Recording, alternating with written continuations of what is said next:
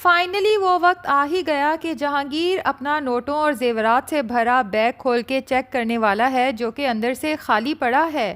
اب جہانگیر اور ستارہ دونوں ہی ایک دوسرے کی جان کے دشمن بن کے سارے راز بھائی جی کے سامنے اگلنے والے ہیں، کیونکہ دونوں کا شک ایک دوسرے پہ جائے گا، جبکہ ان دونوں کے وہم و گمان میں بھی نہیں ہوگا کہ گھر سے بھاگنے کے بعد جس ہوٹل میں ان دونوں نے اسٹے کیا تھا، ہوٹل کے مینیجر نے بیگ تو ان کو دھکے مارنے سے پہلے ہی خالی کر لیا تھا۔ جہانگیر کو اب جا کے یہ بات سمجھ آئی ہے کہ وہ جب بھی بھائی جی کے سامنے ستارہ سے نکاح کرنے کی خواہش کا اظہار کرتا تھا تو بھائی جی اسے ٹال کیوں دیتے تھے۔ دراصل بھائی جی کی تو اپنی گندی نظر ستارہ پہ ہے۔ چلو بھائی جی تو ہیں ہی اسی کماش کے انسان، لیکن اس ستارہ کو کیا ہوا کہ اس نے اپنے شوہر کو زہر تو میری محبت میں دی تھی، لیکن اب ستارہ ہر وقت بھائی جی کے ساتھ ان کے کمرے میں گھسی رہتی ہے یا پھر ان کے ساتھ شاپنگز کے لیے باہر نکلی ہوتی ہے۔ ابھی بھی بھائی جی کے کمرے سے جب ستارہ اور بھائی جی کی اونچا اونچا ہنسنے کی آوازیں آتی ہیں تو جہانگیر کی برداشت جواب دے جاتی ہے۔ ستارہ کو کمرے سے باہر آنے کا کہتا ہے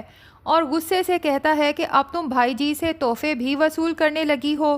ستارہ جو پہلے ہی جہانگیر سے بدظن ہو چکی ہے جب سے جہانگیر نے اسے یاد کرایا ہے کہ جس دن بھائی جی کو پتہ چل گیا نا کہ تم اپنے شوہر کا قتل کر کے بھاگی ہو، تو وہ جو ابھی تمہیں بہت معصوم سمجھ رہے ہیں، جب اس معصوم چہرے کے پیچھے چھپا اصل بھیانک چہرہ دیکھیں گے تو تمہیں پولیس کے حوالے کرنے میں ذرا دیر نہیں لگائیں گے۔ تو ستارہ نے اسی دن فیصلہ کر لیا تھا کہ جلد سے جلد اس جہانگیر سے جان چھڑوانی ہے، کیونکہ اس کے پاس میرے ماضی کے سارے راز موجود ہیں۔ تبھی جب جہانگیر اس پہ روب جھاڑتا ہے تو ستارہ تو اونچی اونچی چیخنا چلانا شروع کر دیتی ہے کہ آخر تم میرے اوپر اتنے پہرے لگانے والے ہوتے کون ہو؟ ویسے بھی یہ سب تحفے تحائف بھائی جی نے مجھے اپنی خوشی سے دیے ہیں۔ جبکہ جہانگیر ستارہ کو آہستہ بولنے کا کہتا ہے اور اسے سمجھانے کی کوشش کرتا ہے کہ بھائی جی ٹھیک انسان نہیں ہیں، ان سے جتنا ہو سکے دور رہو، کہ اتنے میں بھائی جی شور شرابہ سن کے باہر آتے ہیں اور جہانگیر کو سنا ہی دیتے ہیں کہ اگر تمہیں ستارہ کی اتنی ہی پرواہ تھی تو یہ سب اسے گھر سے بھگانے سے پہلے سوچنا تھا، اور جہانگیر سے صاف کہہ دیتے ہیں کہ ستارہ پہ زیادہ روب جھاڑنے کی ضرورت نہیں ہے۔ جبکہ جہانگیر بھائی جی کو ہاتھ کے اشارے سے چپ ہونے کا کہتے ہیں کہ یہ ہمارا آپس کا معاملہ ہے، آپ کو بیچ میں بولنے کی ضرورت نہیں ہے۔ جہانگیر کا یہ کہنا ہے کہ بھائی جی کا غصہ تو آؤٹ آف کنٹرول ہو جاتا ہے، فوراً ہی جہانگیر کا گلا دبوچ لیتے ہیں کہ تو ہوتا کون ہے مجھ پہ حکم چلانے والا۔ جبکہ ستارہ جب معاملہ زیادہ خراب ہوتا دیکھتی ہے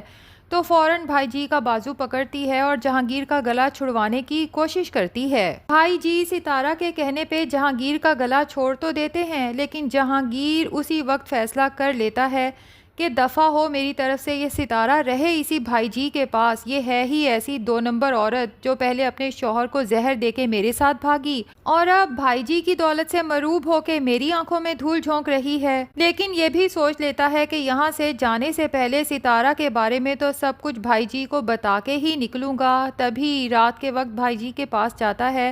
معافی مانگتا ہے اور کہتا ہے بھائی جی اس عورت پہ زیادہ بھروسہ مت کرنا، بہت ہی خطرناک عورت ہے، اور پھر بتا دیتا ہے کہ کس طرح میری محبت میں اس نے اپنے پہلے شوہر کو زہر دے کے مارا ہے۔ میں تو خود اس کے حسن کے فریب میں آ کے دل ہار بیٹھا تھا، لیکن یقین کریں کہ یہ عورت کسی کی نہیں۔ دوسری طرف زبیر ہے جسے اب اٹھتے بیٹھتے زینت اور بچیوں کی یاد ستاتی ہے، اور جو کچھ اس نے ان لوگوں کے ساتھ کیا اس کے لیے شدید احساس ندامت کا شکار ہو چکا ہے، اور اسے افسوس ہوتا ہے کہ میں نے زینت کو اپنی اس ماں اور بہن کی خدمت پہ لگا کے رکھا کہ اگر میری ماں اور بہن تم سے خوش رہیں گی تبھی تم اس گھر میں رہ سکتی ہو۔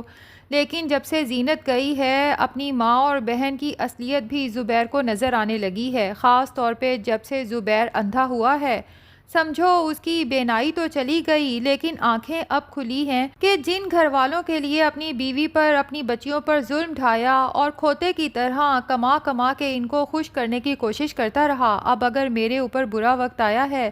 تو میرے لیے 2 وقت کی روٹی بنانا بھی ان کے لیے پہاڑ کو جوئے شیر لانے کے مترادف ہے۔ اسی وجہ سے زبیر زینت کو یاد کر کے اونچا اونچا روتا ہے تو اماں اس کے سر پہ پہنچ جاتی ہیں کہ کیا مصیبت ہے، کیا شور ڈال رکھا ہے۔ زبیر منت کرتا ہے کہ اماں ایک دفعہ کہیں سے زینت اور بچیوں کو ڈھونڈ کے لا دو، میں ان سے معافی مانگنا چاہتا ہوں، جس پہ اماں کہتی ہیں کہ پتہ نہیں کہ تم پہ زینت کے پیار کا بھوت آخر کیوں سوار ہو گیا ہے۔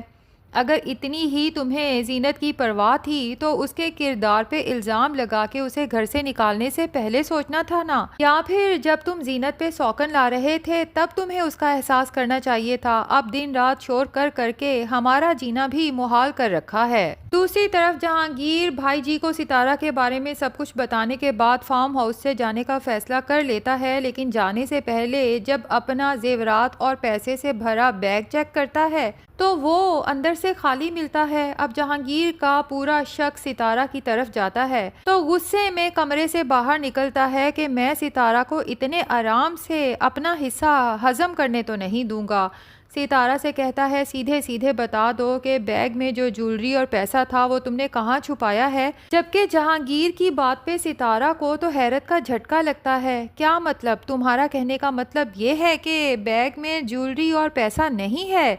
جہانگیر اور ستارہ دونوں ہی ایک دوسرے پہ شک کرتے ہیں اور پھر ہاتھا پائی پہ اتر آتے ہیں۔ اب ستارہ تو چیخ چیخ کے بھائی جی کو بلواتی ہے اور بھائی جی جب آتے ہیں ساری صورتحال کا پتہ چلتا ہے تو دونوں کو ہی شک کی نظر سے دیکھتے ہیں کہ پتہ نہیں اور کیا کچھ مجھ سے چھپا رکھا ہوگا۔ میرے ہی گھر میں مجھ سے پناہ لے کے تم لوگوں نے پیسہ اور زیور چھپا رکھا تھا اور مجھے کانوں کان خبر تک نہیں ہونے دی۔ فی الحال تو بھائی جی جہانگیر کو اپنے بندوں سے کہہ کے فارم ہاؤس سے باہر نکلوا دیتے ہیں، جبکہ ستارہ کو ابھی کچھ عرصے وہ اپنے ساتھ رکھیں گے اور ستارہ انہی خوش فہمیوں کا شکار رہے گی کہ شاید بھائی جی مجھ سے شادی کرنا چاہتے ہیں اور میرا فیوچر تو بہت برائٹ ہونے والا ہے، کیونکہ بھائی جی کے پاس جتنی دولت ہے اتنی تو ستارہ نے کبھی خوابوں میں بھی نہیں دیکھی تھی۔ لیکن ستارہ جب بہت لمبے عرصے تک بھائی جی سے شادی کا کہتی رہے گی تو ایٹ دا اینڈ بھائی جی اسے آئینہ دکھاتے ہوئے کہیں گے کہ تم جیسی مکار عورت سے شادی کون کرے گا جو اپنے پہلے شوہر کو زہر دے کے مارنے کے بعد یوں دندناتی ہوئی دوسرے آدمی کے ساتھ پھر رہی تھی اور پھر اسے چھوڑ کے مجھ سے دوستی کر لی۔ کل کلام مجھ سے دل بھر گیا تو مجھے بھی زہر دے کے کسی اور کے ساتھ نکل جاؤ گی۔ اور بھائی جی کا یہ ذلت بھرا تماچا جب ستارہ کے منہ پہ لگے گا تب جا کے ستارہ کو ہوش آئے گا اور احساس ہوگا کہ اپنی زندگی کو بہترین بنانے کی دوڑ میں وہ اپنی عزت کو تو کہیں بہت پیچھے چھوڑ آئی اور ہاتھ کچھ بھی نہیں آیا سوائے اس ذلت آمیز زندگی کے۔ دوسری طرف اسلم اب سدرا کو تو شیشے میں اتار ہی چکا ہے اور اسے یقین دلا چکا ہے کہ وہ سدرا سے بے لوث محبت کرتا ہے،